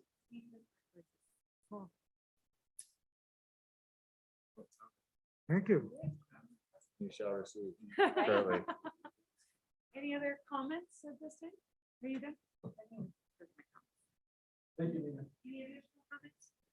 I would echo my commissioner's sentiment on the size of building. It's very large. And on paper, if it looks large, in person, it's gonna feel larger. I don't have a problem with the 15% commercial because I believe in Ira that if there was, stacked commercial on that first floor, nobody would want those back units. I'm sure we could add more and make it all the first floor. I think it's a fair concession for compatibility in the neighborhood of that there are residential units right there on Main Street. And I think that was a colossal error on Frisco's part in the 90s. That's why we have this struggling West Main Street. So I think this is a fair compromise that you are doing first floor and you're appeasing the PUD, which I know is going to have the final seal of approval. And that's why I have confidence in the quality and knowing your firm that it's going to be a nice building. So I'm okay with that conditional use being the first floor residential and the first floor commercial being 15%. Because I do think there's a fair trade-off with the deed restricted units. Obviously, you're getting bonus density, but I agree with Robert. I'd like to see those kind of scattered throughout, quality, not just, hey, we did this so we could bump our numbers. I don't have a problem with the parking. I think there's plenty of buffer there with what's there. It's a hard site.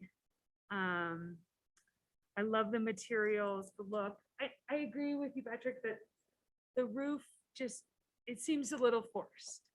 It doesn't seem that it flows with kind of the rest of the building. I'd like to see a little bit more emphasis on the front being as cool as the back. That's what we all see. The neighbors, yes, out of their great rooms do see it. And I do think that a pitched roof they will never approve it.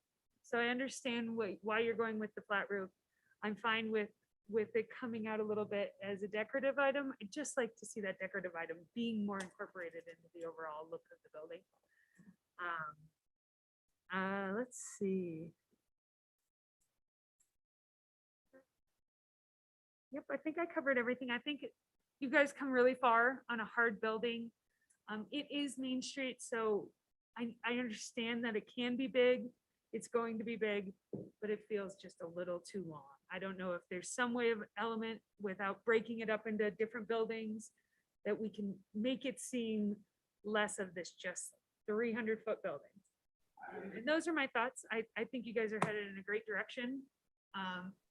There's been lots of quality feedback, and if anybody has anything additional to add, now's the time. If not, we look forward to seeing you at the next step. Great. Thank you. And that closes this agenda item, and we will move on to staff updates. All right, well, the first and most very obvious one is we have a new staff person. You're probably all wondering who this guy is sitting over here. This is our new planner. He started on Monday. His name is Carlton Henry. Carlton, if you want to say a quick hello and who you are. My name is Carlton Henry. Just returning to Summit County after a quick jog down to Denver for 7 months, but back up here starting full-time as community development planner, obviously. Really excited to be here. I graduated with a degree in urban and regional planning from the University of Minnesota in 2020.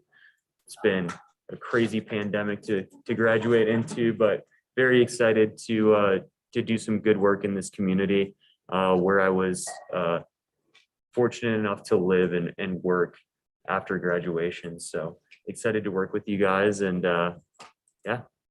Can you pan over so we can see him on the screen? Oh, where's the Go camera? stand in the middle right there, Mike. There you go.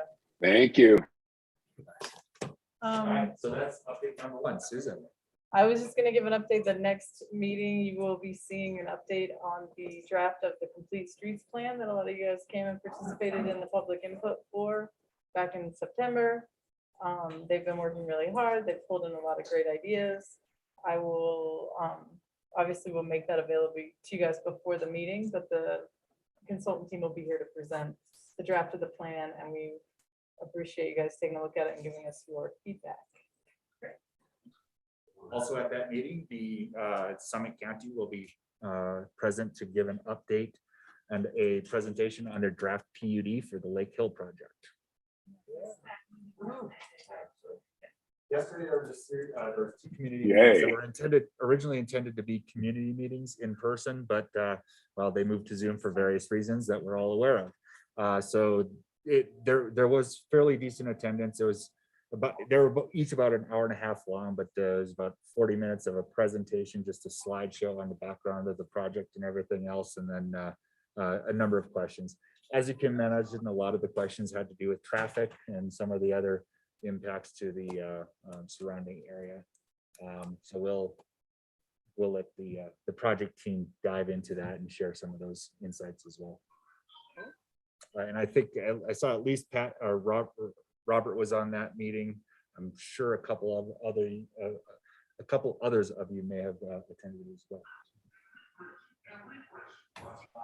That's about all the updates I have. It's been busy. We will have another application for a major site plan for the Second Avenue ski chalets. Will be at the next meeting as well. You saw a sketch plan on that back in Second and Frisco, yeah. So you saw a sketch plan on that about November or so, yeah. And what's the scoop on Rainbow Court?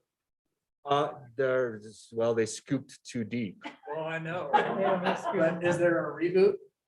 Not as of yet. So what we did have is they were able to stabilize the excavation to the satisfaction of the Hotel Frisco. So the Hotel Frisco is up and running. We are still awaiting a resubmittal of the foundation plans showing the changes to the foundation that they're going to do in order to construct it on their own property without encroaching on the neighboring property. And that's all I can say about that. Any other questions? About the traffic light. The traffic light. There's a traffic light on Highway 9. It's right where that banner is. Uh-huh. The banner is. Uh-huh. With a banner. Yes. Right Right there, by- there's a traffic light that isn't on. Oh, an actual street light, not a Oh, traffic light. What did I say? Oh, yeah. Yes, Street light. street light. I think somebody had mentioned that before. I'll chat. I think that's actually a CDOT in the CDOT right away. So I think it's a CDOT light. But I'll follow up with Jeff Goble and see if he's got any information, or Addison, see if he's got any information. Super dark spot. Yeah, and I know there's one on Fifth Avenue. I think Excel had actually dropped a couple of those off, but I'll chat with Jeff because it seems like there's Fell over on the corner. that one definitely. I think that was a snowplow issue Yeah, last year. And so that hasn't been replaced, and then the other one on the other corner isn't, and with kids and winter, I just think it's. I'll very mention that. important to fix those. Yeah, I'll chat with Public Works and see what their status is on that. So I think I saw an article that CDOT, there's a money movement going on to figure out how to finance Sixth and Granite. Am I correct in that? 619 Granite. So we're continuing working on that with CDOT. The next steps in that is, first of all, on Tuesday night's agenda, we are going to have an extension to the contract with CDOT, or I'm sorry, the agreement with CDOT, so that we can complete the drawings to 100% and be ready to go to bid once we have financing in place for the project. We don't have financing as of yet. Or a construction and operating agreement with CDOT. So that's where we're at right now. We're negotiating with them as far as how how the project is going to get constructed and ultimately operated. I mean, is it an answer available now that is CDOT and Town of Frisco, quote, like the borrowers? There's nothing to that effect yet. We haven't gone anywhere near that yet, down that road. We are looking at various financing options, but we haven't decided on anything as of yet. So I'm not sure what you might have seen. Well, I just, so like they were doing some bond work, how to put together some bonds, and I'm just Oh, trying. Okay, so yeah, at the council meeting last council meeting, there was a approval of entering into an agreement for bond council for financing of projects, but it wasn't specific to any project as of yet. So that's for that project. It could be for 602 Galena. Heck, we could do it for Slopeside Hall. It could be for any town project. That's the building under the PRA. So it's not just for workforce housing. We may use them for any number of potential financing. I believe Councilwoman Scubian has something as well. Hi, Donna. Do you have any insight that Kelly Foot has until what, April 3rd? As they say in Jamaica, soon come.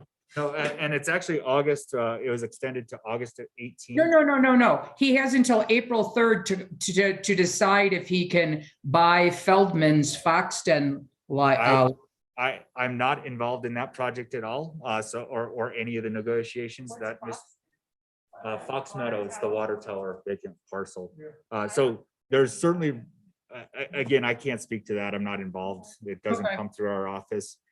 There has been a building permit submitted for the Foot Stress project. So that is some news that we certainly can share.